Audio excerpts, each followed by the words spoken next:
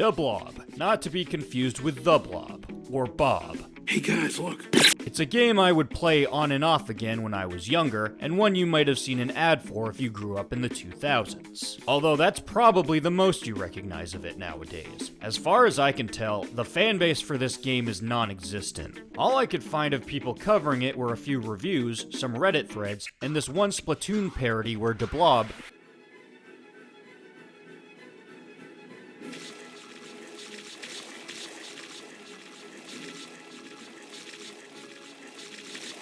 Even I ended up drifting away from it once me and my brother first got an Xbox, but all things considered, I do remember liking it. Replaying it now though, it doesn't really surprise me that nobody talks about it. deBlob is not an amazing game. In fact, you might even go as far as to say it is very mid. Although, it's not something I'd say I'm happy doesn't get much recognition. Playing this game again, I can tell this wasn't an entry in the Wii's endless catalog of crappy shovelware. There was actual effort here to make something good, and I don't think that effort deserves to be forgotten. I've also noticed things about this game. Things you don't really pick up on when you're a kid, but when you're an adult, suddenly makes this game darker. Sinister, even. They're things I was too ignorant to pick up on before, but now, with all my knowledge of the horrors this world has to offer, have finally become clear. But before I overanalyze all of that, allow me to go over the game itself. deBlob is a 3D platformer developed by Blue Tongue Entertainment and published by THQ in 2008. It was originally a Wii exclusive before being ported over to modern hardware in 2017 by a company called Blitworks. Now to be clear, I'm talking about one of those re-releases here. I don't have my Wii anymore, so don't expect me to bitch about motion controls in this video. In deBlob, you play as Blob, a strange gelatinous monstrosity with the ability to absorb colors and spread them around. You use this ability to restore color to a place called Chroma City, after all its color has been drained by invaders called Inkies. In each level of the game, you have a limited amount of time to steal paint from these little robots and spread it around as much as possible before escaping into a dirty sewer drain. The way painting works here is very simple. All you have to do is bump into whatever's sticking above the ground and that'll fill them in with whatever color you are. I guess this town is made up of, like, sponge houses. Apart from a few side challenges, there are no rules on what color you're supposed to paint things. It's a complete free-for-all in each level. Now I will admit, there is a certain level of satisfaction that comes from painting everything in.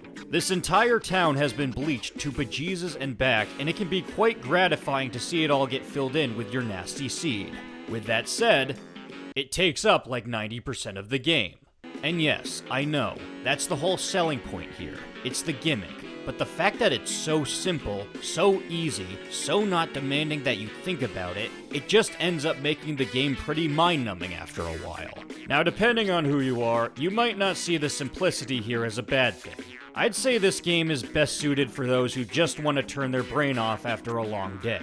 For those who are looking for something with a bit more going on though, maybe even something to get that adrenaline pumping, you might need to look somewhere else. Now of course I can't say that and pretend there isn't anything else here. deBlob does have more to it than just bumping into walls. Levels have hazards you might need to avoid or even turn off. There are enemies who can infect you with deadly ink. Even the act of painting itself can serve to make you more vulnerable to things, as whatever paint you collect doubles as your health. So you are actively draining your health by spreading it. Now on paper all of that might make for a good challenge, but in execution, dealing with all of these isn't that much harder than painting everything in. Each level is scattered with those paint robots, so you aren't really wasting any health by spreading paint around. Enemies aren't complicated either, you just lock on and press jump. I guess there were a few hazards that nicked me, but they weren't like instant death. And even if you do manage to be bested by any of these, extra lives are not that hard to come by. Like, just stray from the path even a tiny bit and you're bound to find a few.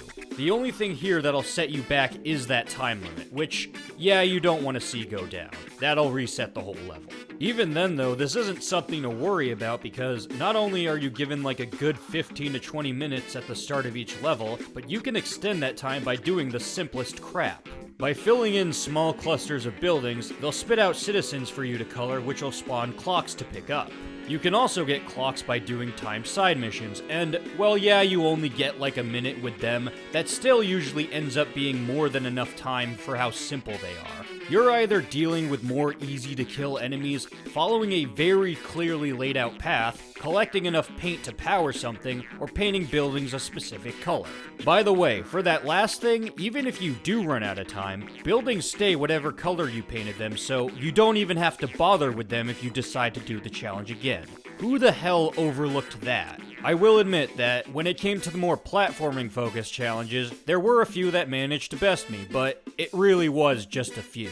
Now, I will give this game credit. There are additional challenge levels to unlock, and they're basically if the challenges in the regular levels had actual stakes. Once again, they're timed, but you only start off with like 1 or 2 minutes, and there's no way of extending it. The platforming can also be a lot trickier here than in the main levels. One little mistake can really throw you off. The amount of paint you hold isn't tied to your health. It's a one-hit KO if you get hurt, and while I would normally have a problem with this, the challenges are meant to be done quickly, so dying and starting over isn't a big deal. I still wouldn't say they're anything that hard, but at least I didn't feel like I was playing through them mindlessly. Honestly, my only problem is that you don't unlock them by just getting through the main level they're attached to. You have to paint a certain percentage beforehand, so that's just more repeatedly bumping into everything. Now, if I had to sum up my thoughts so far, this game is a bit too lightweight for someone like me. There just wasn't anything here to make me feel like I was on the edge of my seat. Something that does not come off as a priority for me with this monotone voiceover I'm trying to pull off. I will say though that despite how stupefyingly easy I found this game to be, I am happy they didn't try messing with the controls as a cheap way of making the game harder. deBlob controls fine for the most part. Turning is tight when moving around, you have a decent enough jump arc that'll get you over most obstacles, and while locking on isn't totally foolproof when there's more than one thing on screen, you can usually target what you want by getting close enough. I don't remember the Wii version enough to say for sure, but considering how infamous the Wii's motion controls were, using an actual controller might have just ended up making this game play better. However, there is one thing about the controls that does not bode well with me. This game has a mechanic where if you jump onto the sides of walls, you stick to them. Now ideally, this is so you can slide across walls to avoid any hazards on the ground or gaps that are too big to jump over. When it came to just regular getting over things though, I would keep getting snagged over and over again. Now this wouldn't be so bad if there was a button that dropped you, but that just isn't here. If you want to let go, you have to slowly wait to drop down automatically or launch yourself outward in a completely different direction from where you were going.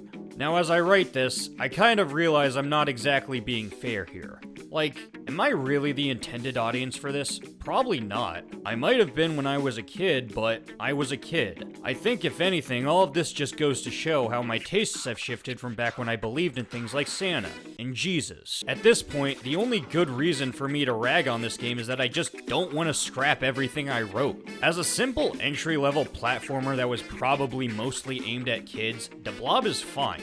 It's competent. It's functional, for the most part. And there is extra effort in the presentation here that, like I said, keeps this game from being just another piece of Wii shovelware. The characters, while they are very simple looking, are expressive and animated great. It's not exactly Pixar, but there is this fast, cartoony energy to how everyone moves. The visuals are also ideal for what this game is trying to accomplish. In fact, this might be one of the few games where having identical looking levels isn't an issue. Well, I mean not technically. I personally still found the whole aesthetic to become pretty stale after a while. I can't really fault it for that though, because the whole point is that these are boring looking levels that you have to paint in. Speaking of which, they could have so easily just had it so that whatever you paint in stays a boring static color, but they don't do that. Just about everything you paint here gets covered in some kind of cool monochrome pattern. Sometimes you don't even just color things, you reshape them entirely.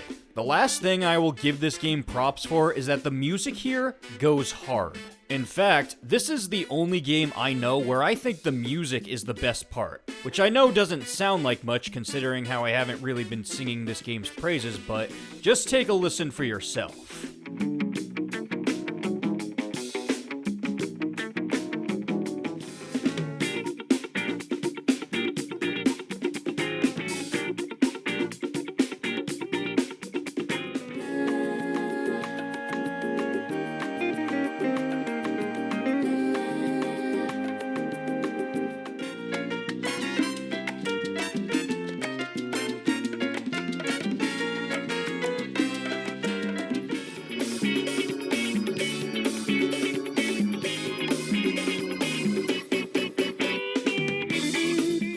Like, I'm bobbing my head to this stuff. I am never that focused on music when playing games. Honestly, forget about painting. The music is the real selling point here.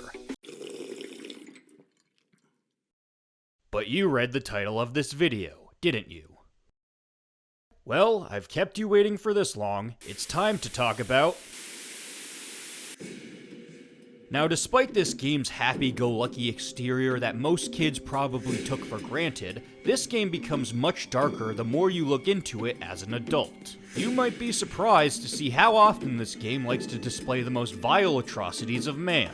Atrocities such as stealing other people's land, slave labor, police brutality, concentration, the oppression of people who I'm now just realizing are literally people of color, torture, forced curfew, the spreading of disease, graphic violence, propaganda, unethical genetic experimentation, carbon footprints, blackface. Oh wait, that was me. And let's not forget the big baddies of the day, the Inkies, a nefarious and unforgiving army who take Chroma City for themselves and drain it of all its beautiful color. And don't tell me they're just stealing the color and calling it a day. They have completely occupied all of Chroma City and are forcing its people to bend to their will.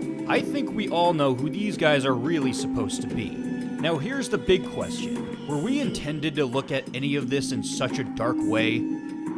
No, probably not, but here's the thing. To sum up the words of filmmaker Quentin Tarantino when talking about the movie King Kong, he claimed that even though it was never made with that intent, the film still ended up being an allegory for the American slave trade. I think this game is the same way. Whether or not Blue Tongue Entertainment intended for me to pick up on any of this, it's all still there for people to pick up on. And that gives me an excuse to use this title without it being clickbait. So, yeah, that's deBlob. Whether or not you actually play it, I don't care. At least let people know it exists. Don't let all that effort be forgotten.